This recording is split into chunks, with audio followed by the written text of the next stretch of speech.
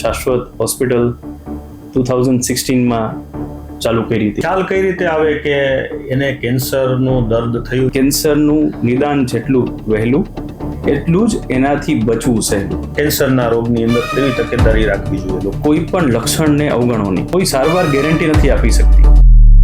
પ્રક્રિયા શું છે ફર્સ્ટ સ્ટેજથી એના લાસ્ટ સ્ટેજ સુધી? બિનજરૂરી સારવારની પણ આડઅસરથી બચાવી શકીએ. મેડિકલ ટ્રીટમેન્ટમાં ઘણું બધું એડવાન્સમેન્ટ થયું છે. કિમોથેરાપી છે શું? કિમોથેરાપીના ઘણા બધા પ્રકાર છે. એનો કોઈ રોલ ખરો કેન્સરમાં પ્રિઝર્વ ફૂડનો? અમુક જાતના કેન્સર થવાની શક્યતા વધી જાય છે. ગળ્યું ખાય કે ખાંડ ખાય તો કેન્સર થઈ શકે, આવું કઈ ખરું? બહેનોને ખ્યાલ કઈ રીતે આવે કે એને કેન્સર છે? દુખાવા વગરની ગાંઠ હોય. મોઢાના કેન્સરની ખબર કઈ રીતે પડે? એનો માસૂમ ચહેરો જોઈને એને આપણને પણ દયા આવી જાય તો એના મા બાપ ઉપર તો શું વીતતી હશે આપણે વિચારી કલ્પના. કેન્સર એક સામાન્ય બીમારી જેવી તો થઈ શકશે.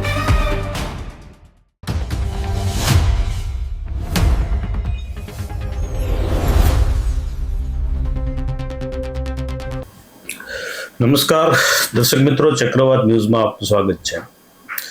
આજે આપણા પોડકાસ્ટ સ્ટુડિયોના મહેમાન બન્યા છે ડૉક્ટર ગૌતમ માકડિયા.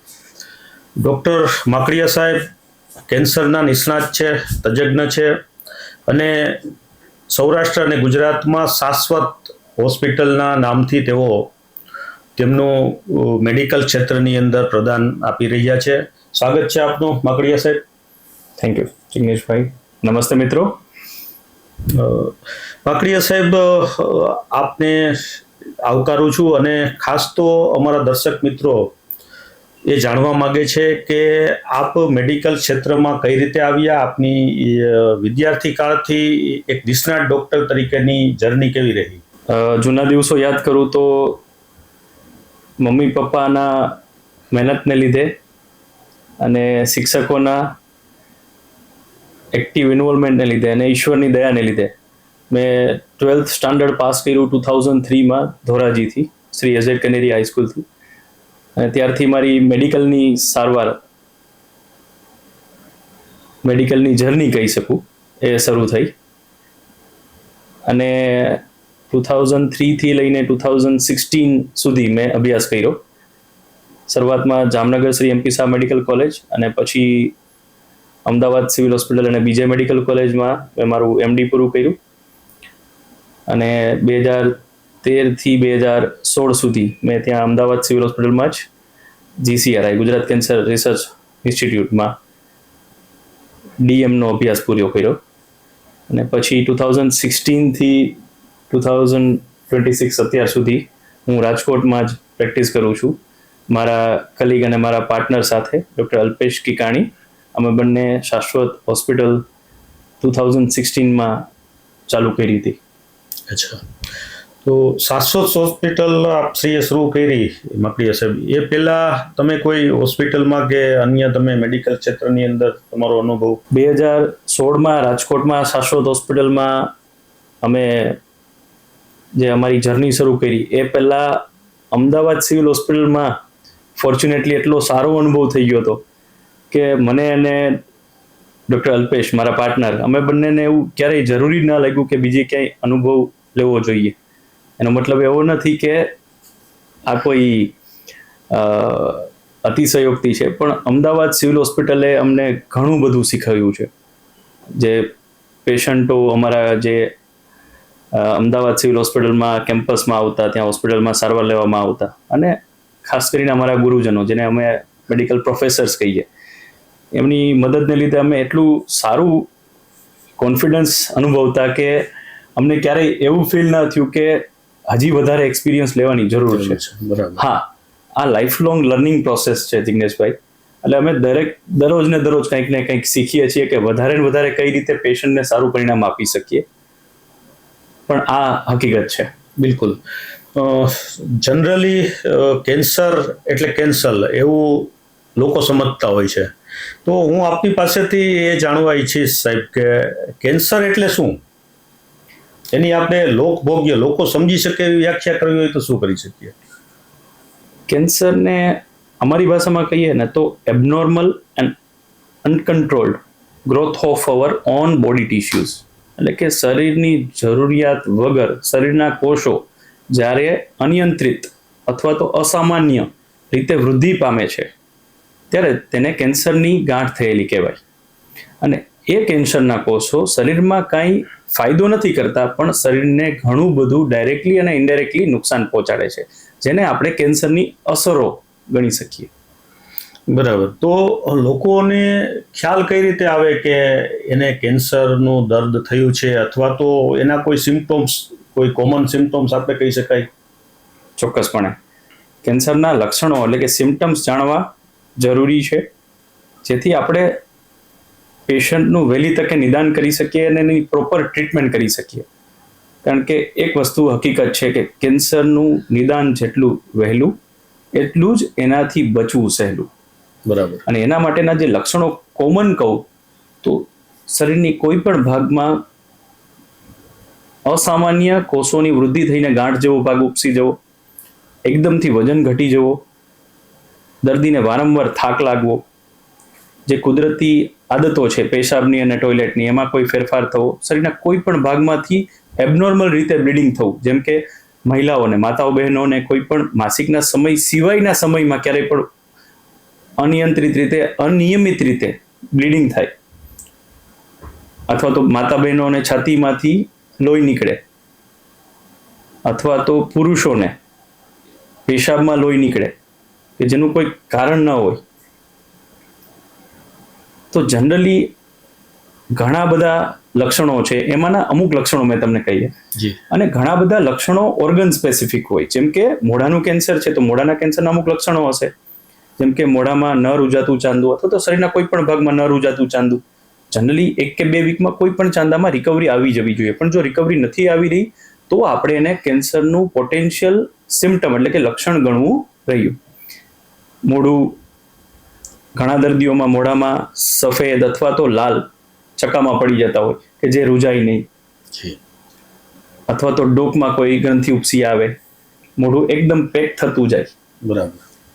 તો આ લક્ષણોને આપણે પોટેન્શિયલ મોઢાના કેન્સરના લક્ષણો ગણીને આપણે આસપાસના જે તજજ્ઞ ડોક્ટર કહેવાય એમની મદદ લેવી જોઈએ. જનરલી એવું જોવા મળે છે, એમાં ખાસ કરીને આપણા સૌરાષ્ટ્રમાં, કે એને શરીરમાં તકલીફો શરૂ થાય છે અને એના ઉપર યોગ્ય એ ધ્યાન આપતા હોતા નથી, અને જ્યારે બતાવવા જાય છે અથવા તો એનું નિદાન થાય છે ત્યાં સુધીમાં મોડું થઈ ગયું હોય છે. તો લોકોએ ખાસ કઈ તકેદારી રાખવી જોઈએ આ બાબતને લઈને, ખાસ કરીને કેન્સરના રોગની અંદર કેવી તકેદારી રાખવી જોઈએ લોકોએ? જો હું એક જ સિમ્પલ સલાહ આપીશ દિનેશભાઈ, મારા વડીલોને, મારા મિત્રોને, મારા વાલા સમાજવાસીઓને, કે કોઈ પણ લક્ષણને અવગણો નહીં. કોઈ પણ શરીરમાંના થતા ફેરફારોને સૌથી પહેલાં તમારું શરીરમાં થતા ફેરફારોને તમે જ નોટ ડાઉન કરી શકશો. તમારી પહેલાં કોઈ પણ નિષ્ણાત ડૉક્ટર પણ નહીં પકડી શકે. એટલે તમે તમારા શરીર બાબતે સાવચેત થાઓ. શરીરમાં મેં જે કહ્યું, અમુક જે લક્ષણો કહ્યા એ મુજબ શરીરમાં કોઈ પણ અજુગતો ફેરફાર લાગે, અવાજમાં ફેરફાર હોય, જે પેશાબની ટોયલેટની આદતમાં ફેરફાર હોય, શરીરમાં ભગવાને આપણું શરીર સરસ આપ્યું છે એમાં કોઈ ગાંઠ ઉપસી આવે, ચાંદુ ઉપસી આવે કે જે રૂજાય નહીં, તો આવા કોઈ પણ લક્ષણો થાય તો એને અવગણ્યા વગર અને ડર્યા વગર એનો સામનો કરો, અને એક સારા પ્રામાણિક ફેમિલી ડૉક્ટરની મદદ લો કે તમને આગળની નિષ્ણાત ડૉક્ટરોની મદદ લેવાની જરૂર છે કે નહીં તમને દિશા બતાવશે. અને એમની મદદ લઈ અને જરૂર પડે તો, ફરીથી કહું છું, ડર્યા વગર એનું ટાઈમ પર નિદાન કરજો. કારણ કે કેન્સર એટલે કેન્સર એવું નથી, આ જમાનામાં તો નહીં જ. તમે વ્યવસ્થિત રીતે, અને સાચું કહું તો સમયસર નિદાન કરશો તો ચોક્કસપણે કેન્સરના દર્દી હોવા છતાંય એનો પ્રોપર સામનો કર્યા પછી બાકીના લોકોની જેમ નિયમિત રીતે જિંદગી જીવી પણ શકશો અને આયુષ્ય પણ ભોગવી શકશો.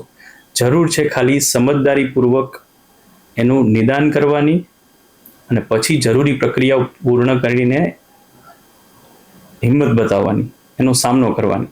ડરવાની બિલકુલ જરૂર નથી.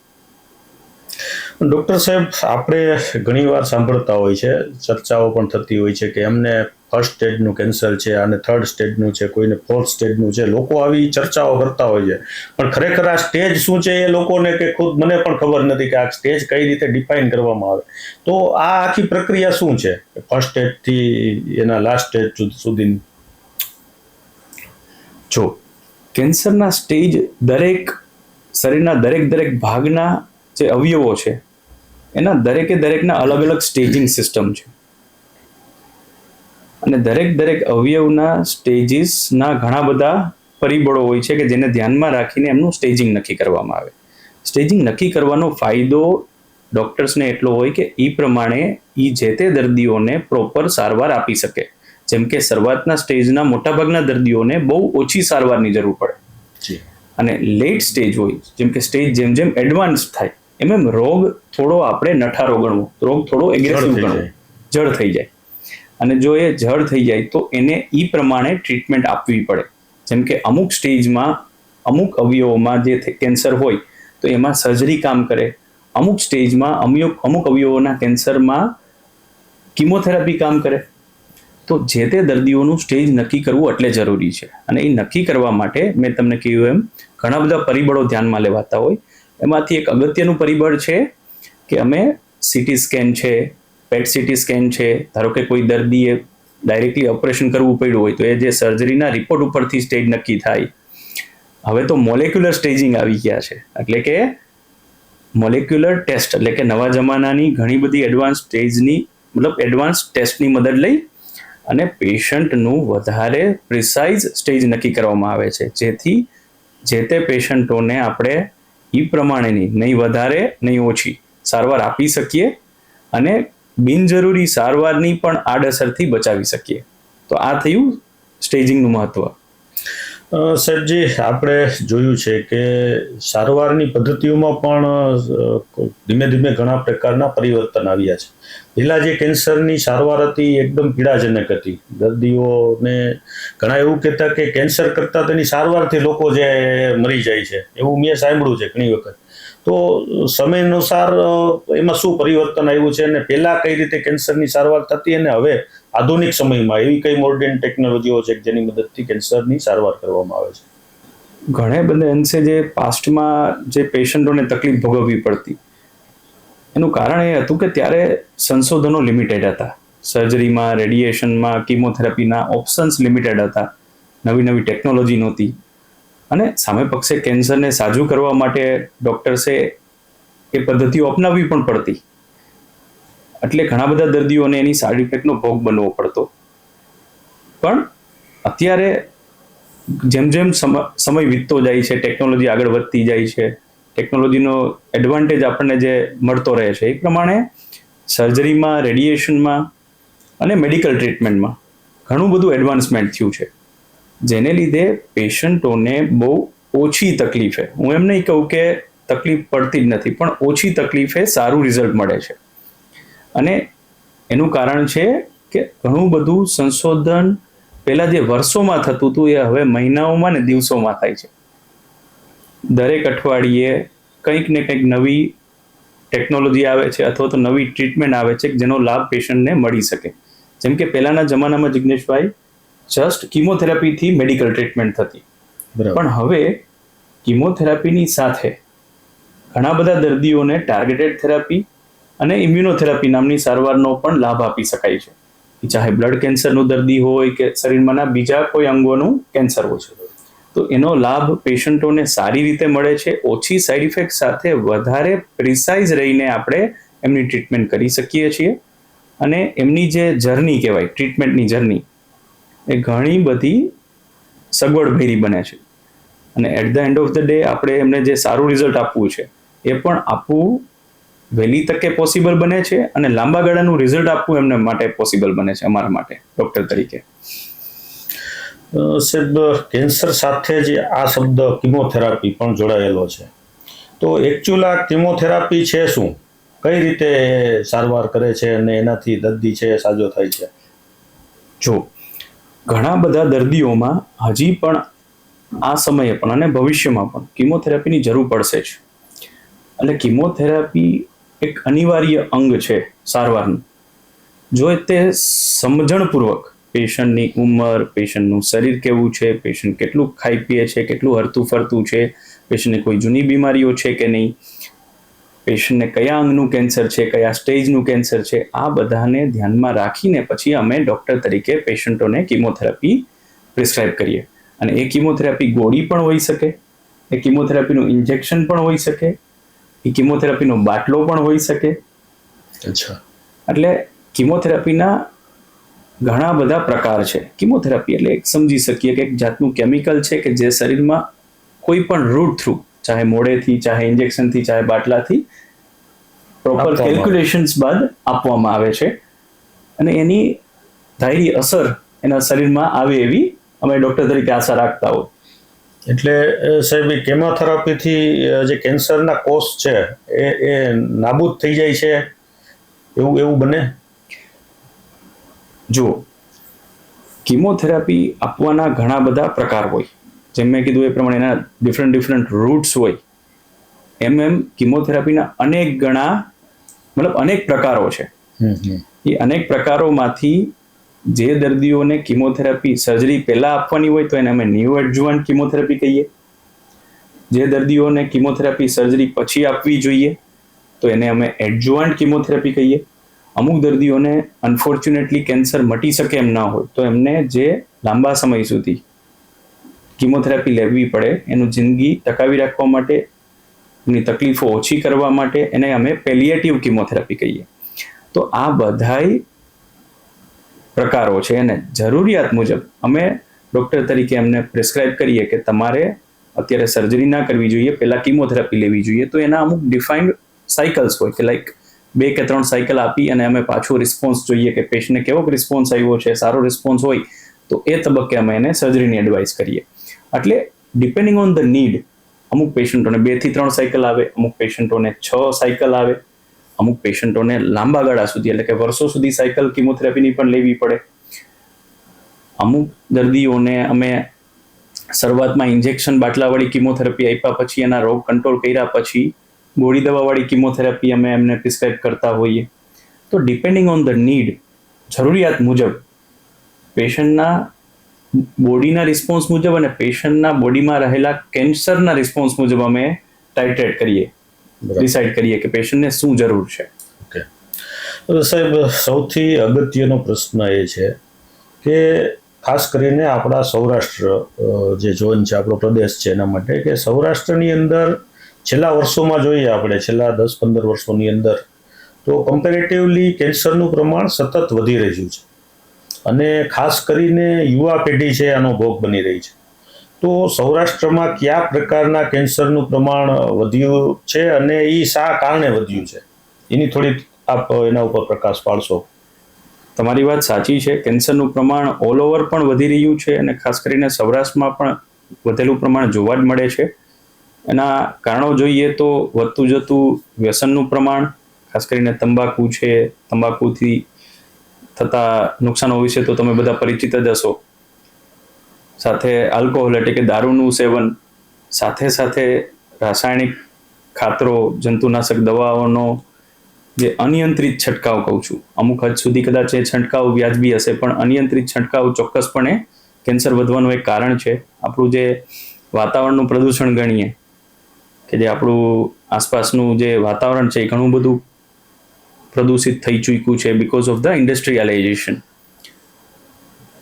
પછી હું જે માનું છું જેને કે આપણી બદલાતી જતી આદતો, પહેલાના જમાનામાં સખત મહેનત કરવી પડતી, હવે સખત મહેનત ઘણી ઘટી જવા પામી છે અને સામે પક્ષે ખોરાક આપણો બદલાઈ ચૂક્યો છે. આપણે વેસ્ટર્ન લાઈફસ્ટાઈલ એડોપ્ટ કરી લીધી છે. બિલકુલ. એટલે કામ ઓછું થાય છે અને ખોરાક સામે પક્ષે આપણે મેદસ્વીપણાનો શિકાર બનાવી રહ્યો છે. એટલે આ બધા ફેક્ટર્સને લીધે હું જે કેન્સરનું વધતું જતું પ્રમાણ જોઈ રહ્યો છું. પુરુષોમાં ખાસ કરીને મોઢાનું અને ગળાનું કેન્સર વધારે જોઈ રહ્યો છું અને મહિલાઓમાં જે છાતીનું અને ગર્ભાશયના મુખનું કેન્સર પણ સારું એવું વધી રહ્યું છે. અને આપણે સમાજ તરીકે આ બાબતે ખરેખર જાગૃત થવું રહ્યું અને આપણી માતાઓ, બહેનો, આપણા જે વડીલો, આપણા મિત્રો, એમને આ જે રોગની અડફેટે આવતા અટકાવવા માટે આપણે સઘળા અને ભેગા મળીને પ્રયાસ કરવા પડશે, મને એવું લાગે છે. ડૉક્ટર તરીકે તો હું અને અમારી જે ટીમ પ્રયત્ન કરતી હોય, પણ સાથે સાથે આ તબક્કે જિગ્નેશભાઈ, હું સામાજિક આગેવાનો, જે લીડર્સ છે, ચાહે એ ગામના સરપંચ હોય કે ગામના પ્રતિષ્ઠિત કોઈ સરકારી સેવક હોય કે કોઈ પણ રાજકીય પક્ષ કે કોઈ પણ ઓફિસ બેરર તરીકે સારી પદવી ધરાવતા હોય, બધાએ પોતપોતાની જવાબદારી લઈ અને આ રોગ વિશે એક અવેરનેસ ક્રિએટ કરવી જોઈશે. તો આપણે ઘણા બધા દર્દીઓને આ રોગથી બચાવી શકશું અને આપણા જે સમાજને આપણે જે તંદુરસ્ત અને પ્રગતિશીલ રાષ્ટ્ર તરફ લઈ જવું છે. બિલકુલ. તો ચોક્કસપણે મને એવું લાગે છે કે આપણે ભેગા થઈને આ મુહિમની જેમ જ અભિયાન ચલાવવું પડશે, કેમ્પેનિંગ કરવું પડશે અને બધાએ પોતપોતાનો રોલ લેવો જોઈએ. ડૉક્ટર તરીકે મારી જવાબદારી છે તો હું લઉં.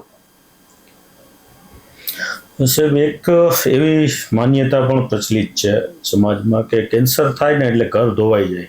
આવું આપણે સામાજિક રીતે જ્યારે ચર્ચા થતી હોય ત્યારે ઘણીવાર આ શબ્દ સાંભળવા મળે. તો કેન્સરની સારવાર છે એ અત્યારે કેટલી ખર્ચાળ છે અને સરકાર તરફથી અત્યારે એમાં શું સહાયતા કે સપોર્ટ મળે છે? રાઈટ. જો જિગ્નેશભાઈ, આ બહુ સળગતો પ્રશ્ન છે. આમાં બે રીતે નુકસાન થતું હોય છે કે કેન્સરની સારવાર માટે તો જે ખર્ચો કરવો પડે તેને લીધે ઘર ધોવાય, ઘણા લોકોને વ્યાજે લઈને, ઉછીતા લઈને સારવાર કરવી પડે. સાથે સાથે એ જે તે વ્યક્તિની ખોટ, ઘણા દર્દીઓને અમે ક્યોર નથી કરી શકતા કારણ કે આગળનું સ્ટેજ હોય, લેટ સ્ટેજ હોય, અમુક રોગનું બંધારણ વાયડું હોય, તો એને આપણે ગમે એટલી ટ્રીટમેન્ટ કરીએ છતાં પણ આપણે દર્દીને બચાવી નથી શકતા. તો એ વ્યક્તિ, ધારો કે અર્નિંગ મેમ્બર હોય એમના ફેમિલીનો, તો એ અર્નિંગ મેમ્બર વર્ષ, 2 વર્ષ કે 5 વર્ષ એ બીમારીમાં સપડાયેલો રહ્યો તો એની અર્નિંગ ઠપ થઈ ગઈ. બીજા ફેમિલી મેમ્બર્સ પણ એમની પાછળ એમની સારવારમાં એન્ગેજ થઈ ગયા હોય એટલે એમના પણ જે એને લીધે પણ ખર્ચાનું બર્ડન એના ફેમિલી પર વધે છે. એટલે માનસિક, આર્થિક અને શારીરિક ત્રણેક બોજ પડે છે પેશન્ટ અને પેશન્ટના ફેમિલીને. અને હું એ ચોક્કસ કહીશ કે આનું એક સોલ્યુશન ફરીથી એ છે કે કેન્સર ન થાય, દેટ ઇઝ પ્રિવેન્શન તો બેટર. ઘણા બધા કેસીસમાં કેન્સર પ્રિવેન્ટ કરવું શક્ય નથી હોતું. આ વાસ્તવિકતાને ધ્યાનમાં લઈને કેન્સરનું જેટલું વહેલું નિદાન થશે ને, તો પેશન્ટને ઓછામાં ઓછી સારવાર લેવી પડશે, જેને લીધે પેશન્ટને આર્થિક રીતે પણ ધોવાણ નહીં થાય અને પેશન્ટને વધારે સમય હોસ્પિટલમાં આપવો પણ નહીં પડે. કારણ કે શરૂઆતનું સ્ટેજ હોય તો અમારે ડૉક્ટર તરીકે ઘણી વખત ખાલી સર્જરી, ખાલી કિમોથેરાપી કે ખાલી રેડિયેશનની મદદથી પણ એને ક્યોર કરી શકીએ.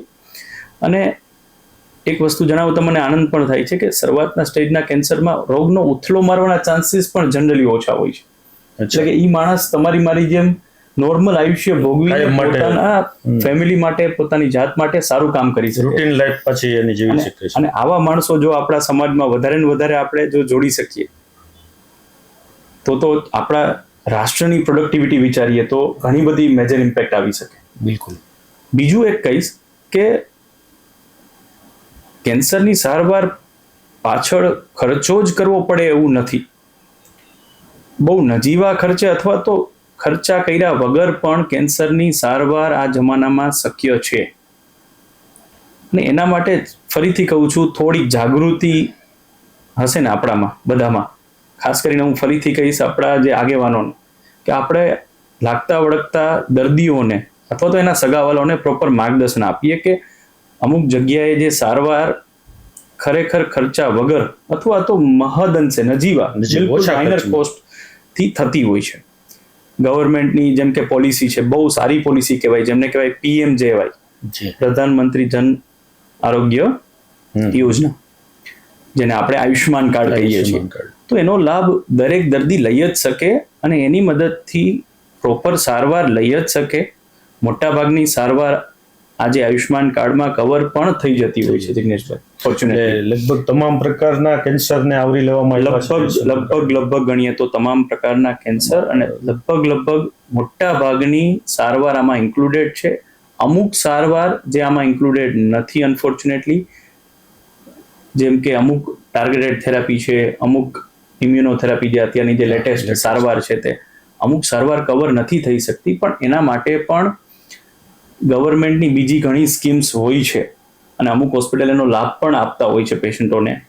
જેમ કે સમાજના પછાત વર્ગના જે લોકો છે, જેમ કે SC/ST કેટેગરીના લોકો હોય તો એમને જે SC/ST કાર્ડનો બેનિફિટ મળતો હોય છે. ગવર્મેન્ટ ઓફ ગુજરાતની બીજી અમુક સ્કીમ્સ છે, પછી ચીફ મિનિસ્ટર ફંડ છે, પ્રાઇમ મિનિસ્ટર ફંડ છે, આવા ઘણા ફંડ પણ પેશન્ટને as and when needed help કરતા હોય છે. આપણું સૌરાષ્ટ્રનું એક જે મને બહુ સારી વાત લાગે છે અને મને પ્રાઉડ પણ ફીલ થાય છે કે આપણા સમાજના ઘણા દાતાઓ, નામી અનામી બધાઓ ઘણા પણ પોતાની રીતે પણ દર્દીઓને હેલ્પ કરતા હોય છે. સમાજની સંસ્થાઓ પણ મદદરૂપ થતી હોય છે કે જે જરૂરિયાતવાળા દર્દીઓ હોય એમને મદદ કરવા માટે તૈયાર હોય છે. અને સાથે સાથે એ પણ કહીશ, મેડિકલ ફિલ્ડનું હોવાના લીધે નથી કહેતો, પણ મેં આ મારા ઓર્ગેનાઇઝેશનમાં કરેલું છે, અમારા ઘણા બધા ટીમ મેમ્બર્સે કરેલું છે અને બીજા પણ મારા ઘણા ડોક્ટર મિત્રોને ઓળખું છું કે જે પડદા પાછળ રહીને પેશન્ટોને જરૂરિયાત મુજબ સારવાર કમ્પ્લીટ કરવા માટે હેલ્પ પણ કરે છે. વાહ, બહુ સારી વાત કહેવાય. આ એક પુણ્યનું કામ છે એમ સમજીને. અને આવા બધા હેલ્પને લીધે જેમાં ગવર્મેન્ટ સ્કીમ આવી ગઈ, ડોક્ટર્સ ને હોસ્પિટલ્સ પોતાની જવાબદારીથી હેલ્પ કરે, દાતાશ્રીઓ કે જે પોતાની જે માણસાઈને લીધે હેલ્પ કરે, તો આને લીધે મને નથી લાગતું જિગ્નેશભાઈ કે આ જમાનામાં કોઈ પણ દર્દીએ કે કોઈ પણ દર્દીના સગાવાલાએ સારવારની આર્થિક ચિંતા કરવાની જરૂર છે. યસ, એની ચિંતા કરીને સારવાર અટકાવવી જોઈએ. બિલકુલ. કે અત્યારે સમય એવો છે કે આર્થિક બાબતોની વ્યવસ્થાઓ થઈ શકે એમ છે, એમાં સરકાર પણ સહાયરૂપ છે. તમે કીધું એમ એવા કેટલાક જેને આપણે ભામાશા કહી શકીએ, દાતાઓ કહી શકીએ, એવા લોકો પણ છે કે જે પડદા પાછળ એનું નામ ન આવે એ રીતે પણ આમાં સપોર્ટ કરતા હોય છે. અને ઘણી વખત અમારા માધ્યમથી એટલે મીડિયાના માધ્યમથી પણ ઘણા સારવાર માટેની અમે અપીલ કરતા હોઈએ છીએ. ઘણા એવી પરિસ્થિતિ, આર્થિક રીતે નબળી પરિસ્થિતિના લોકો હોય અને એ કેસ અમારી પાસે આવે તો અમે પણ, મીડિયા પણ આમાં મદદરૂપ થતું હોય છે. પોતાના અખબાર કે ચેનલના માધ્યમથી આ પ્રકારની સહાય માટે, મેડિકલ સહાય માટે અપીલ કરતા હોય છે અને એનો રિસ્પોન્સ પણ ખૂબ સારો મળે છે. એનો હું ખુદ પણ ઘણી બાબતોમાં સાક્ષી બન્યો છું. એટલે ખાસ કોઈ વ્યક્તિઓએ કેન્સર થાય એટલે એનાથી ડરવાની જરૂર નથી. સૌથી અગત્યનું સાહેબ તમે કીધું એમ કે એની આર્થિક વ્યવસ્થાઓની પણ જોગવાઈઓ છે, સરકારશ્રી તરફથી પણ સમર્થન છે અને અત્યારના સમયમાં ડોક્ટર સાહેબ જેવા, માકડિયા સાહેબ જેવા નિષ્ણાત અને તજજ્ઞ કહી શકાય એવા ડોક્ટર્સની ટીમ પણ અવેલેબલ છે ગુજરાતમાં મોટા પાયે. તો કોઈ પણ વ્યક્તિને કેન્સર થાય તો એનાથી જરા પણ ચિંતા કરવાની જરૂર નથી, એની યોગ્ય સમયે સારવાર થાય એ જરૂરી છે. અને સાહેબ તમે કીધું prevention is better than cure, કે એ થાય અને એની સારવાર કરવી એના કરતાં એ ન થાય, કેન્સર થાય જ નહીં, એના માટે આપણે સાથે મળીને સામૂહિક પ્રયત્નો કરી શકીએ. તો એના માટેનો ખાસ રોડમેપ આપ જણાવો એક નિષ્ણાત તરીકે કે શું કરવું જોઈએ, પ્રિવેન્શન કઈ રીતે કરી શકાય? રાઈટ. ડેટા એવું કહે છે કે અપ્રોક્સિમેટલી 30-35% જેવા કેન્સરને તમે જો પ્રોપર ઉપાયો અજમાવો તો પ્રિવેન્ટ કરી શકો. અને ઉપાયો એટલે કે સૌથી પહેલું તો કહીશ કે શરીરને હેલ્ધી રાખવું. હેલ્ધી કેવી રીતે રાખશો? કામ કરતું રહેવું, એક્ટિવ રહેવું, કોઈ પણ સ્પોર્ટ્સ એક્ટિવિટી હોય, પ્રાણાયામ હોય, યોગા હોય, કોઈ એક્ટિવિટીને તમારી હોબી બનાવી દો, તમારા ડેઇલી રૂટીનમાં હોવી જોઈએ, જેથી તમારું શરીર હેલ્ધી, એક્ટિવ રહે. શરીરમાંથી પરસેવો પડવો જોઈએ. બીજું, સારી લાઈફસ્ટાઈલના ભાગરૂપે સારો ખોરાક એડેપ્ટ કરો. એટલે કે પ્રોટીન સારી માત્રામાં લેવું જોઈએ, ગળ્યું ગળપણ જે કાર્બોહાઈડ્રેટ્સ કહીએ તે મોડરેટ અમાઉન્ટમાં લેવું જોઈએ, ફેટ પણ અગેન માઇલ્ડ ટુ મોડરેટ લેવું જોઈએ. ગ્રીન લીફી વેજીટેબલ્સ છે, જે ફ્રૂટ્સ છે કે જે જંતુનાશક દવા વગરના હોય અથવા તો ઓછી જંતુનાશક દવાનું જે વપરાશ કરેલા જે ગ્રીન લીફી વેજીટેબલ્સ છે જે અને ફ્રૂટ્સ છે એનું સેવન રાખવું જોઈએ. એમાંથી ઘણા બધા એન્ટીઓક્સિડન્ટ્સ મળે છે. કુદરતી સૂર્યપ્રકાશ જે માપસરમાં લેવો પણ પ્રોટેક્ટિવ છે. ઘણા બધા ઓમેગા 3 ફેટી એસિડના ઘણા સારા સોર્સ છે. આ બધી વસ્તુ એક સારો ખોરાક ગણાય. આ બધાનું સેવન કરીએ, જે વિદેશી રહેણી કહેણી વાળા જે ફાસ્ટ ફૂડ કહીએ, જેને કે ડીપ ફ્રાઈડ ફૂડ, આપણે જે ફૂડ કહીએ, એનું સેવન બને તો ના કરવું, ને કરવું જ પડે એવું હોય તો ઓછામાં ઓછું કરવું. ત્રીજું કહીશ, પૂરતી માત્રામાં ઊંઘ વગેરે પણ બહુ જરૂરી છે. એન્ઝાઇટી એટલે કે ડર ન હોવો જોઈએ, કારણ કે આ બધી વસ્તુઓ સારી રહેણી કહેણીનો ભાગ છે. જેમ સારી રહેણી કહેણી હશે એમ દર્દીની ઇમ્યુન સિસ્ટમ એટલે કે ઈશ્વરે આપેલી રોગ પ્રતિકારક શક્તિ એ દર્દીના શરીરનું કેન્સર જ નહીં, બીજા પણ અમુક રોગો સામે રક્ષણ કરવા માટે સક્ષમ છે. બિલકુલ. તો ઈશ્વરે આપેલી કુદરતી શક્તિનો મેક્સિમમ આપણા શરીરને લાભ મળે એના માટે એક સારી રહેણી કહેણી અપનાવીએ.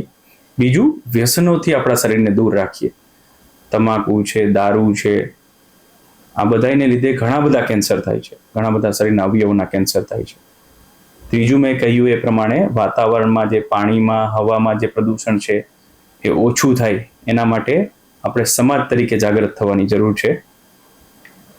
ચોથું, કે ઘણી બધી જે વેક્સિનેશન્સ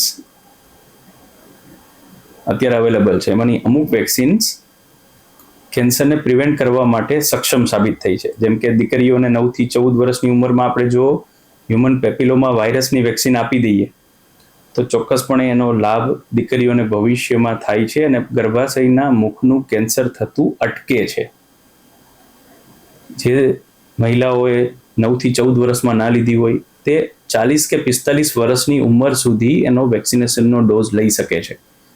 અને એ ફોર્ચ્યુનેટલી અત્યારે ગવર્મેન્ટની અને ટ્રસ્ટની ઘણી બધી મુહિમને લીધે ફ્રીલી અવેલેબલ છે અથવા તો બહુ ઓછા કોસ્ટે અવેલેબલ છે. સેમ વસ્તુ હિપેટાઇટિસ બી નામના વાયરસને લીધે પણ અમુક કેન્સર થાય, ખાસ કરીને લીવરનું કેન્સર. તો હિપેટાઇટિસ બીની પણ તમે જો વેક્સિન ટાઈમ પર લઈ લો તો કેન્સરથી તમે બચી શકો. તો આ બધા ઉપાયો છે કે જેને લીધે તમે મહદઅંશે કેન્સરની સામે એક સારી રીતે લડત લડી શકો એમ છો અને આપણી સોસાયટીને કેન્સરથી દૂર રાખી શકો એમ છો. એટલે કે સારી રીતે આપણે પ્રિવેન્શન નામનું હથિયાર કેન્સર નામના રોગ સામે વાપરી શકીએ. બિલકુલ સાહેબ, તમે કીધું એમ અત્યારે લાઈફસ્ટાઈલ છે એ સૌથી અગત્યની બાબત છે. આપણે ઘણી બધી બાબતમાં ફોરેનનું અનુકરણ કરીએ છીએ અને માઇક્રોવેવ ઓવન આપણા ઘરોમાં આવી ગયા છે. મોટા ભાગે જે મધ્યમ વર્ગ છે કે જે શ્રીમંત વર્ગ છે એમના ઘરોમાં અનિવાર્ય રીતે હોય છે અને એને કારણે પ્રિઝર્વડ ફૂડ એનો એક ક્રેઝ પણ વધતો જાય છે. તો એનો કોઈ રોલ ખરો કેન્સરમાં પ્રિઝર્વડ ફૂડનો? ઘણા બધા ડેટા એવું કહી ચૂક્યા છે કે જે પ્રિઝર્વડ ફૂડ હોય છે એમાંથી બે નુકસાન થાય છે. એક તો ઘણા બધા જે પોષક તત્વો નાશ પામે છે અને બીજું કે આ બધા જે ઇન્સ્ટ્રુમેન્ટ, જે અમુક જાતના ઓવન છે એમાં જે બહુ વધારે ટેમ્પરેચર પર જે ફૂડને આપણે પકાવવામાં આવે છે કે બાર્બેક્યુ કરવામાં આવે છે, એને લીધે અમુક કેમિકલ પ્રોસેસને લીધે અમુક ફૂડ છે જેમ કે સ્ટાર્ચ છે, જે લોકો માંસાહારી હોય છે તો જે માંસ છે એ બધુંમાં ઘણી બધી કેમિકલ રિએક્શન થાય છે ને એ કેમિકલ એ જે ટેમ્પરેચરમાં એ જે પ્રોસેસ થતી હોય છે તો એને લીધે અમુક જાતના કેન્સર થવાની શક્યતા વધી જાય છે. એટલે મારી પર્સનલ સલાહ એવી રહેશે મારા વાલા મિત્રો અને વડીલોને કે શક્ય હોય ત્યાં સુધી તાજો ગરમ રાંધેલો ખોરાક ખાવો અને બને ત્યાં સુધી આ બધા જે ઓવન અને જે અમુક જાતના ઇન્સ્ટ્રુમેન્ટ છે જેમ કે માઇક્રોવેવ ઓવન છે, અમુક ઓવન છે, કન્વેન્શનલ ઓવન કહીએ, એનો વપરાશ બને ત્યાં સુધી ઓછો કરવો અને કરો તો પણ જેના રેગ્યુલેશન્સ મુજબ કરવો. અનિયંત્રિત રીતે એનો વપરાશ આડેધડ થાય છે ને ત્યારે જ આપણા લોકોનું સ્વાસ્થ્ય બગડે છે.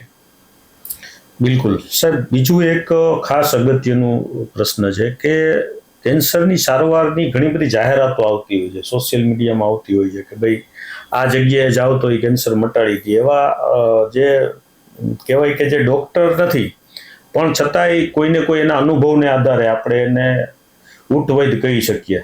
આવી ઊંટ-વૈદું કેન્સરમાં પણ વ્યાપકપણે જોવા મળતું હોય છે. તો એ બાબતે તમે શું સલાહ આપશો? જિગ્નેશભાઈ, હું આ વિશે જસ્ટ એટલું જ કહીશ કે ચાહે એલોપથી, આયુર્વેદા, હોમિયોપથી, નેચરોપથી, આ ઘણી બધી સારવારની પદ્ધતિઓ હોઈ શકે. તમે કોઈ પણ પદ્ધતિ ઉપર શ્રદ્ધા રાખો અને એમના જે નિષ્ણાંત માણસો હોય, જે ક્વોલિફાઈડ માણસો છે, એમના ઉપર શ્રદ્ધા રાખો અને એમની સલાહને વળગો. નહીં કે આંખ આડા કાન કરીને કોઈની પણ સલાહ લઈને આગળ વધવું, કારણ કે આપણી જિંદગીનો સવાલ છે, આપણા સગાવાલાઓની જિંદગીનો સવાલ છે. હું એક વસ્તુ એ પણ કહેવા માંગીશ કે કોઈ પણ પથી હોય, ચાહે એલોપથી હોય કે અત્યારની સૌથી સારી સારવાર પણ હોય, કોઈ સારવાર ગેરંટી નથી આપી શકતી. પણ એનો મતલબ એવો નથી કે આપણે ગેરમાર્ગે દોરવાઈ જાય. કોઈ ગેરંટી આપતું હોય તો એનો મતલબ એવો નથી કે આપણે ત્યાં દોરવાઈને સારવારમાં ચડી જવું, કારણ કે આમાં છે ને સમય બહુ કિંમતી છે. ઘણી વખતે 1 મહિનો 2 મહિનો પાછળ થયા પછી પણ નિદાન થોડું મોડું થાય ને, સારવાર જે એની પ્રોપર થવી જોઈએ અને સારવાર મોડી થઈ તો એનું જ વળતર પાછું મેળવી શકાતું નથી. ખર્ચો કર્યા પછી પણ નથી મેળવી શકાતું અને ઘણી વખતે આપણે એ વ્યક્તિને ગુમાવી બેસીએ છીએ. તો હંમેશા ક્વોલિફાઈડ એટલે કે નિષ્ણાંત માણસોને મળવાનો આગ્રહ રાખો. સર, ઘણી લોકોમાં એવી માન્યતાઓ હોય છે માણસ ખૂબ ગળ્યું ખાય કે ખાંડ ખાય તો કેન્સર થઈ શકે, આવું કંઈ ખરું? જસ્ટ ગળ્યું ખાવાથી કેન્સર થતું નથી, પણ હા, વધારે પડતું ગળ્યું ખાવ, તમારી લાઈફસ્ટાઈલ બેઠાડવું હોય, તમારા શરીરમાં બીજા પણ જે મેં કીધું એ પ્રમાણે અમુક જે પરિબળો ભાગ ભજવતા હોય, તમે ધ્યાન ના દેતા હોય તો ચોક્કસપણે કેન્સર થવાની સંભાવના વધી જાય. બટ એનો મતલબ એવો નથી કે આપણે ગળ્યું ખાવું બંધ કરી દેવું જોઈએ. ગળ્યું એટલું ખાવું જોઈએ જેટલું આપણું શરીર પચાવી શકે. મેં કીધું એમ આપણી એક્ટિવિટી મુજબનું પ્રમાણનું મોડરેટ કાર્બોહાઈડ્રેટ લેવું, એટલે કે ગળપણ લેવું વ્યાજબી છે. ફ્રૂટમાંથી મળતી માપસરની ગળપણ તમને જો ડાયાબિટીસ ના હોય તો તમે ચોક્કસપણે લઈ શકો. કેન્સરના દર્દીઓને જ્યારે સારવાર ચાલતી હોય ત્યારે પણ અમે એને અમુક ડાયટ સમજાવતા હોય. એનો મતલબ એવો નથી કે એમને ગળ્યું સાવ બંધ કરી દેવાનું છે, કારણ કે શરીરમાં એનર્જી મેન્ટેન રાખવા માટે માપસરનું ગળપણ એટલે કે કાર્બોહાઈડ્રેટ એટલે કે શર્કરા જરૂરી પણ છે. બિલકુલ. હવે સાહેબ, બીજું હું આપને એ જાણવા ઈચ્છીશ કે અત્યારના સમયમાં બહેનોની અંદર ખાસ કરીને સ્તન કેન્સરના કિસ્સાઓ ખૂબ મોટા પ્રમાણમાં વધી રહ્યા છે. તો બહેનોને ખ્યાલ કઈ રીતે આવે કે એને કેન્સર છે અને એની ટ્રીટમેન્ટ કઈ પ્રકારની હોઈ શકે? મારી માતાઓને અને બહેનોને ખાસ વિનંતી છે, રિક્વેસ્ટ છે કે તમારા શરીરમાં થતા ફેરફારોને અવગણશો નહીં. ખાસ કરીને તમારા સ્તનમાં કોઈ પણ જાતની ગાંઠ ઉત્પન્ન થાય, અને યાદ રાખજો મારી વાત, ખાસ કરીને એ દુખાવા વગરની ગાંઠ હોય. આપણી ઘણી માતાઓ બહેનોને મેં મારી પાસે લેટ સ્ટેજમાં એટલે કે આગળના સ્ટેજમાં આવતા જોયા છે, કારણ કે એ લોકો એવી માન્યતામાં હોય કે મને દુખાવો નહોતો થતો એટલે મેં કોઈનું ધ્યાન દોર્યું નહીં. પણ એકચ્યુઅલી જિગ્નેશભાઈ, હકીકત ઉલટી છે. મોટા ભાગના કેસમાં જેને બ્રેસ્ટ કેન્સર હોય છે એની ગાંઠ પેઇનલેસ હોય છે, એટલે કે દુખાવા વગરની ગાંઠ હોય છે. દુખાવો થતો જ નથી. એટલે કે ફરીથી કહું છું માતાઓ બહેનો, દુખાવા વગરની છાતીની ગાંઠ બંનેમાંથી કોઈ પણ સ્તનમાં અથવા તો બગલમાં દેખાય તો એને અવગણશો નહીં. તમારા ફેમિલી ડૉક્ટરની મદદ લો, એનું પ્રોપર નિદાન કરાવજો. તમારા સ્તનના કદ, આકાર એમાં કોઈ ફેરફાર થાય, નિપ્પલમાંથી કોઈ અજુગતું પ્રવાહી નીકળે અથવા તો છાતીની ચામડીમાં ફેરફાર થાય તો તરત જ એનું નિદાન કરાવજો. અને મારી એક રિક્વેસ્ટ છે કે તમે તમારી રીતે તમારા સ્તનની જાત તપાસ પણ કરતા રહેજો. આઈડિયલી એનો આઈડિયલ સમય માસિક પૂરા થયાના 5 થી 7 દિવસ પછીનો હોય. ધારો કે તમારા 10 તારીખે માસિક પૂરા થયા તો તમારે 15 અથવા તો 17 તારીખે માસિક આપણે સ્તનની તપાસ કરવી જોઈએ, જેથી તમને પ્રોપર અંદાજ આવી જાય કે શરીરમાં કોઈ ફેરફાર થઈ રહ્યો છે કે નહીં. અને તમને ઘણી બધી જગ્યાએથી માહિતી મળી જશે, ઇવન યુટ્યુબમાં અને એમાં ઘણી જગ્યાએ સારા વિડીયોઝ અને મટીરિયલ પણ છે. અમારી શાશ્વત હોસ્પિટલની ચેનલમાં પણ એને જે તમને મટીરિયલ મળી રહેશે કે કઈ રીતે છાતીની તપાસ કરવી, અને કોઈ અઘરી બાબત નથી. અને આપણા શરીરની પરવા આપણે જ કરવી પડશે આ જમાનામાં. અને કોઈ પણ ફેરફાર થાય તો એનું પ્રોપર નિદાન કરાવવું. બધી ગાંઠ કેન્સરની નથી હોતી. અમુક ગાંઠ હોર્મોનના ચેન્જીસને લીધે, એટલે કે અંતઃસ્ત્રાવી ગ્રંથિઓના માંથી જે ઉત્પન્ન થતા અંતઃસ્ત્રાવોને લીધે પણ શરીરમાં કોઈ પણ ભાગમાં, સ્તનમાં નહીં, કોઈ પણ ભાગમાં એની જેમ જ થઈ શકે. તો એવા ફેરફાર થઈ જ શકે. પણ એક વસ્તુ ચોક્કસ કહીશ કે અવગણવું નહીં, એનું નિદાન કરાવવું. કોઈ એક સારા ફેમિલી, જે તમારા ટ્રસ્ટવર્ધી ગાયનેકોલોજીસ્ટ હોય અથવા તો જે ફિઝિશિયન હોય, એમની મદદ લેવી એ તમને યોગ્ય દિશા બતાવશે. બિલકુલ સાહેબ. હવે એવું જ એક સૌરાષ્ટ્રમાં કે ગુજરાતમાં જે પ્રચલિત છે મોઢાનું કેન્સર છે, અને મોટે ભાગે આપણે સૌરાષ્ટ્રની અંદર પાન માવાનું ચલણ છે. ફાકીઓ છોડીને તમાકુને બધું મિક્સ કરીને જનરલી આપણે 10 યુવાનો હોય તો એમાંથી 8 જણાને વ્યસન હોય. આવી સ્થિતિ આપણી સૌરાષ્ટ્રની છે. તો મોઢાના કેન્સરની ખબર કઈ રીતે પડે વ્યક્તિને કે પોતાને? એમાં નિદાન થવામાં ઘણી વખત મોડું થઈ જતું હોય છે અને પછી મોટા પ્રશ્નો ઊભા થાય છે. તો એ કઈ રીતે આઈડેન્ટિફાઈ થઈ શકે કે મને કંઈક તકલીફ છે, કે મને મોઢામાં કેન્સર છે, એવું વ્યક્તિ પોતાની જાતે કઈ રીતે સિમ્પટોમ્સના આધારે નક્કી કરી શકે?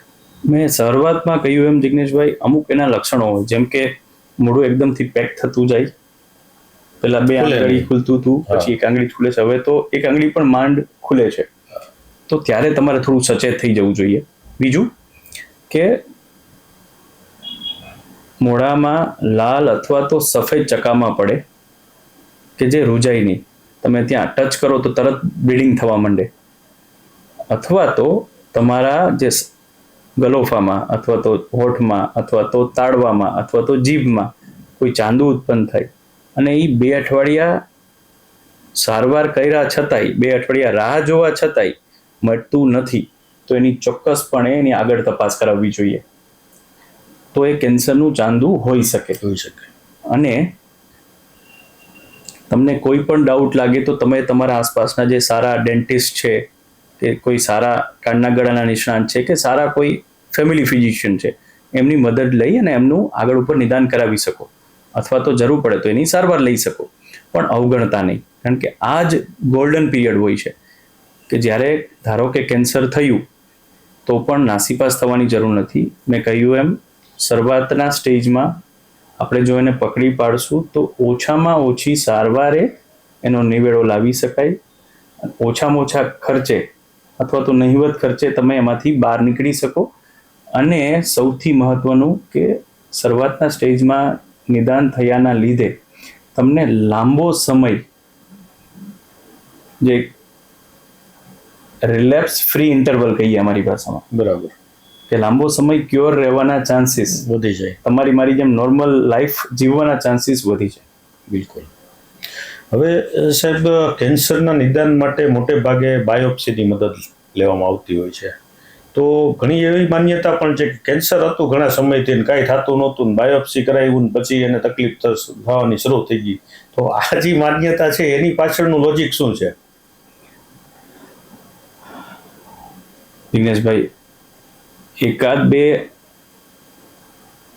કેસીસને બાદ કરતા મોટા ભાગના કેન્સરના નિદાન માટે બાયોપ્સી આવશ્યક છે. બાયોપ્સી કર્યા વગર ડૉક્ટર એની સાચી સારવાર કરી જ ના શકે. બરાબર. અને બીજું, અમુક કેન્સરમાં અમે બાયોપ્સી નથી કરતા હોતા. જેમ કે કિડનીનું અમુક કેન્સર હોય, લીવરના અમુક કેન્સર હોય, તો એમાં અમે જ બાયોપ્સીની સલાહ નથી આપતા. બાકીના લગભગ બધા કેન્સરમાં બાયોપ્સી કમ્પલસરી છે.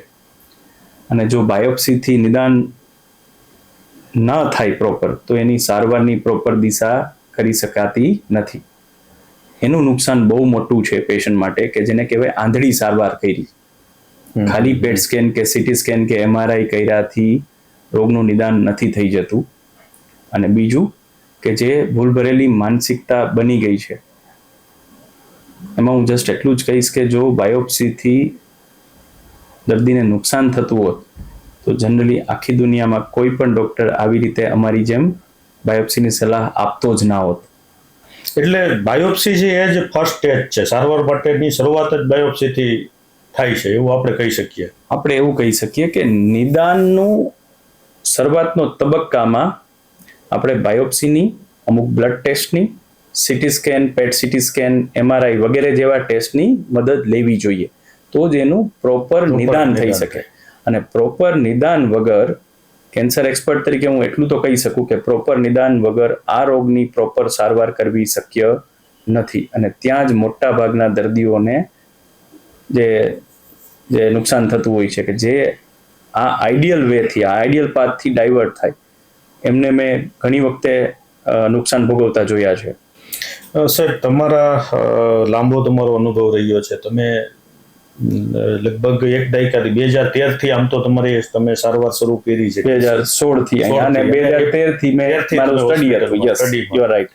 પણ સ્ટડી દરમિયાન પણ તમને અનુભવ તો તમારો આગળ વધ્યો જ હોય છે. તો આટલા વર્ષોના, એક દાયકાથી વધારેનો તમારો અનુભવ છે, એમાં તમે તમારી સામે જે દર્દીઓ આવતા હોય એમાંથી કોઈ એવો યાદગાર કિસ્સો, અને તમારા દ્વારા જેને સારવાર બાદ અત્યારે સારી જિંદગી જીવતા હોય એવી કોઈ વાત, જેથી આપણા દર્શક મિત્રોને પણ પ્રેરણા મળે કે ભાઈ કેન્સર છે એ કેન્સર નથી ને ખૂબ સારું જીવન જીવી શકાય છે? એકચ્યુઅલી આવા તો જિગ્નેશભાઈ ઘણા બધા કિસ્સા છે. હું જ્યારે સિવિલ હોસ્પિટલમાં ભણતો ત્યારથી લઈને અત્યાર સુધીની જર્નીમાં હું કોઈના નામ ડિસ્ક્લોઝ નહીં કરું, પણ આવા 2-3 કિસ્સાઓને હું હાઇલાઇટ કરું તો બ્લડ કેન્સરના જે નાના બચ્ચાઓ કે જેમના પેરેન્ટ્સ નેચરલી ચિંતિત હોય, એમના સગાવાલા ચિંતિત હોય, એમને પ્રોપર હિંમતથી સારવાર કરી હોય, અમે ડૉક્ટર તરીકે બેસ્ટ એફર્ટ કર્યા હોય, અને એ બચ્ચાઓને અત્યારે હું આટલા વર્ષો પછી પાછા મોટા થતા જઈને જોઉં તો એનો આનંદ કંઈક અલેરો જ છે. બરાબર. કે જ્યારે એક તબક્કે એ બાળક માટે એનો માસૂમ ચહેરો જોઈને એને આપણને પણ દયા આવી જાય, તો એના મા બાપ ઉપર તો શું વીતતી હશે આપણે વિચાર્યું, કલ્પના જ કરવી રહી. પણ આપણે આપણી ફરજ પૂરી કરી તો ઈશ્વરે ક્યાંક સાથ આપ્યો, અને એ બાળક આજે આપણી વચ્ચે નોર્મલ માણસ તરીકે જીવી રહ્યું છે. બીજું, મને એક બેનની કિસ્સો યાદ આવે છે, જેમને એના બાળકો, જે ધાવણની ઉંમર કહેવાય, કે 6 મહિનાનું બાળક હતું, બાળકો ધાવતા હોય અને બેનને સ્તનનું કેન્સર થયું હોય. આવા પણ અમુક પેશન્ટો અમે જોયા છે. તો એમાંના એક જે બેન છે, એના 6 મહિનાના બાળકને ઘરે મૂકીને એ બેન હિંમતથી સારવાર કરતી. એમના હસબન્ડ ઉપર એ શું વીતતી હશે, એના મા બાપ ઉપર. એટલે આ બધાને પાર કરીને એ જે વ્યક્તિને, એટલે કે જે બેનને હું અત્યારે નોર્મલ માણસ તરીકે હું જે જોઈ રહ્યો હોય, જી, તો જે એનો આનંદ જે છે, એના બાળકોને મોટા થઈ ગયા હોય, બિલકુલ, એટલે એને સાથે લઈને આવતી હોય બેન, ત્યારે જે આનંદ મળે એ આપણે વર્ણવી ના શકીએ. બરાબર છે. તમને કોઈ એવો પેશન્ટ કે તમને યાદ રહી ગયા હોય? હા, એક જે અમુક જાતના એક જે લોહીના ગઠ્ઠાનું કેન્સર કહેવાય, જેને કહેવાય લિમ્ફોમા, એની જે મહિલા છે, અગેન એ બેનને મેરેજ થયાના લગભગ 6-8 મહિના થયા હશે, એને આજે બ્લડ કેન્સર નિદાન થયું, લોહીના ગઠ્ઠાનું, એટલે કે લિમ્ફોમા નામનું કેન્સર નક્કી થયું. એમને, મને યાદ છે ત્યાં સુધી સ્ટેજ 3 હતું. તો એ સમયે નેચરલી હજી તો મેરેજ થયા હોય, નવી નવી જિંદગી શરૂ થઈ હોય, ફેમિલી પ્લાનિંગ કરવાનું હોય, પણ અગેન એમને હિંમત બતાવી એઝ અ ડૉક્ટર. અમે અમારી રીતે કરેજિયસ રહીને જે બેસ્ટ અવેલેબલ ટ્રીટમેન્ટ આપી, અને સૌથી ઇમ્પોર્ટન્ટ કે ઈશ્વરનો સંગાથ મળ્યો. એ બેન આજે અમારી સાથે ફોલોઅપમાં, અમારે જે રૂટીન ફોલોઅપમાં એમને રાખવા પડે, તો એ ફોલોઅપમાં આવે છે. અને ખુશીની વાત એ છે કે એની સારવાર એ પૂરી થઈ, એને વર્ષો વીતી ગયા છે, અને એને બાળક પણ અવતર્યું છે. એટલે હું ખાલી એટલો જ સંદેશો આપવા માંગીશ સમાજને કે કેન્સરનું નિદાન થવું એ તમારી જિંદગીનો અંત નથી, એ તમારી જિંદગીનો એક ભાગ છે. એને સ્વીકારી જેટલા ડટીને, એટલે કે હિંમતથી સામનો કરશું, પ્રોપર વૈજ્ઞાનિક પદ્ધતિથી, લાગણી ખરી, અમારામાં પણ અમારા દર્દીઓ માટે લાગણી હોય છે, લાગણી પ્લસ વૈજ્ઞાનિક પદ્ધતિનું મિશ્રણ કરીને જ્યારે આપણે પ્રોપર સારવાર આપીએ છીએ, અને સેમ વેમાં દર્દી અને એના સગાવાલાઓ પૂરી શ્રદ્ધા અમારા ઉપર રાખે, ઈશ્વર પર રાખે, અને એ જર્ની કન્ટિન્યુ કરે ને, તો એ દર્દીઓમાંથી મોટા ભાગના, હું બધાને પ્રોમિસ નથી કરી શકતો because I am not God, but એટલું હું કહી શકીશ કે આપણા હાથમાં ઘણા બધા કેસીસમાં લોકોને આપણી સાથે નોર્મલ જિંદગી આપવાનું પોસિબલ છે આ જમાનામાં, ટેકનોલોજીના એડવાન્સમેન્ટને લીધે. દરરોજ કંઈક ને કંઈક સારું આવે છે કે જે દર્દીને હિતકારી હોય છે. હમણાં એઆઈ આવશે, બિલકુલ. એઆઈનો પણ સારો અમને પોઝિટિવલી એ રીતે લાગે છે કે એઆઈ એટલે કે આર્ટિફિશિયલ ઇન્ટેલિજન્સનો પણ દર્દીઓને ઘણો લાભ મળશે. તો આપણે બધાએ ભેગા મળી એક સારા ધ્યેય સાથે, એક સારા હેતુ સાથે કેન્સર નામના દુશ્મન સામેની લડાઈ લડવાની છે.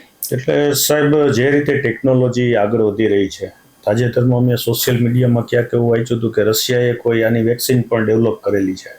તો એવું લાગે છે કે આવનારા સમયની અંદર કેન્સર છે એ પણ શરદી ઉધરસ જેવો એક સામાન્ય રોગ થઈ જશે, એની ટૂંકમાં 100% એની સારવાર શક્ય હશે, એવું કહી શકાય? જે રશિયાના ડેટા વિશે વાત કરું તો હજી રશિયાના ડેટા એટલા મેચ્યોર ના કહી શકાય. આઈ હોપ કે એ ડેટા જલ્દીથી મેચ્યોર થાય, પણ હજી આપણે ઘણી સફર પૂરી કરવાની બાકી છે. ઘણું બધું નવું સંશોધન થઈ રહ્યું છે અને મને આશા છે કે યસ, ભવિષ્યમાં કેન્સર એક સામાન્ય બીમારી જેવી તો થઈ શકશે, ભલે શરદી ઉધરસ જેવી નહીં, પણ જે અમુક બીમારીઓ હોય છે કે જેનો સારવાર 100% શક્ય હોય, ચાહે પહેલું સ્ટેજ હોય કે ચોથું સ્ટેજ હોય. તમે દર્દીને આ જમાનામાં આમ જોવું તો જિગ્નેશભાઈ, ચોથા સ્ટેજમાં પણ ઇમ્યુનોથેરાપીની સારવારનો લાભ લેતા અને એનો ફાયદો મેળવતા મેં ઘણા દર્દીઓને જોયા છે કે જે આ જમાનામાં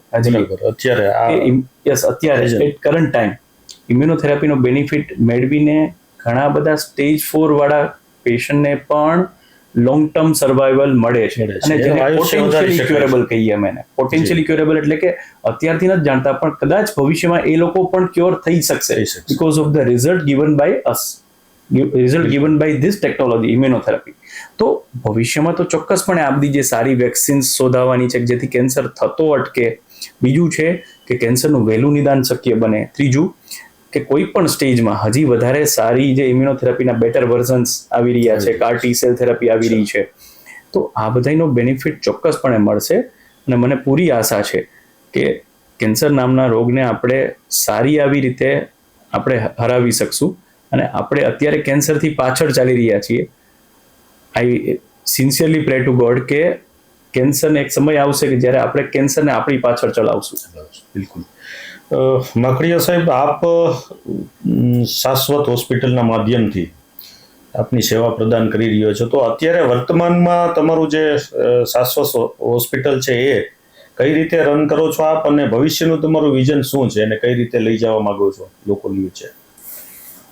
જુઓ, અત્યારે મારી બીજી ક્લિનિકલ પ્રેક્ટિસ છે, તો એને લીધે મારા એકલાથી તો આ શક્ય જ નથી. હું અને ડૉક્ટર અલ્પેશ કિકાણી, મારા પાર્ટનર, અમે સાથે મળી અને ટીમને એક દિશા આપીએ છીએ. સાથે સાથે જે આ બધું શક્ય બને છે, આટલું સારું કામ કરવું શક્ય બને છે ટીમની મદદથી. જે ટીમમાં મારા જે કન્સલ્ટન્ટ મિત્રો પણ આવી ગયા, અમારા જે મેનેજમેન્ટ ટીમ મેમ્બર્સ આવી ગયા, અમારા ક્લિનિકલ ટીમ મેમ્બર્સ આવી ગયા, જે અમારા એડમિનિસ્ટ્રેટિવ ટીમ મેમ્બર્સ છે, રિસેપ્શન ટીમ, જે હાઉસકીપિંગ સ્ટાફ, બધાનો કંઈક ને કંઈક ફાળો રહ્યો છે. અને મને ગર્વ છે કે મારી ટીમ મારી સાથે હંમેશા ખભે ખભો મિલાવીને આ બધી એક્ટિવિટીમાં પાર્ટિસિપેટ કરે છે. એટલે કે કેન્સરની સારવાર તો ખરી જ, પણ સાથે સાથે કેન્સર સામેની આ જે લડત છે એમાં prevention, early diagnosis, screening, proper treatment વિશેની માહિતી આપવી, અને જે દર્દીઓને કેન્સર મટી નથી શકે એમના માટે પણ જિગ્નેશભાઈ તમને ખુશી થશે કે અમારી ટીમમાંથી પેલિએશન એટલે કે પેઇન એન્ડ પેલિએશન એટલે કે દુખાવામાં રાહત મળે. ઘણા દર્દીઓમાં કેન્સરને મટાડવું કે કંટ્રોલ કરવું શક્ય નથી બન્યું, તો એની ડિગ્નિટી જળવાય એના માટે પેઇન એન્ડ પેલિએશન નામનો ડિપાર્ટમેન્ટ હોય છે. તો એ પણ અમે અમારી રીતે બેસ્ટ પોસિબલ વેમાં કરી રહ્યા છીએ. અને આગળ ઉપર મને શ્રદ્ધા છે કે અમારા ટીમ વર્કથી અને ઈશ્વરની દયાથી અમે હજી વધારે સારું કામ આપી શકશું અને સમાજમાં અમારું જે કન્ટ્રીબ્યુશન અમારે આપવું જોઈએ એ અમે આપી શકશું. સાહેબજી, આપની જે હોસ્પિટલ છે એ અત્યારે ક્યાં કાર્યરત છે અને ભવિષ્યમાં ક્યાં ક્યાં તમારું એને આગળ વધારવા આપ ઈચ્છો છો, અને આપની મુલાકાત કે એપોઇન્ટમેન્ટ લેવી હોય તો આપ ક્યાં અવેલેબલ છો, ક્યાં મળી શકશો?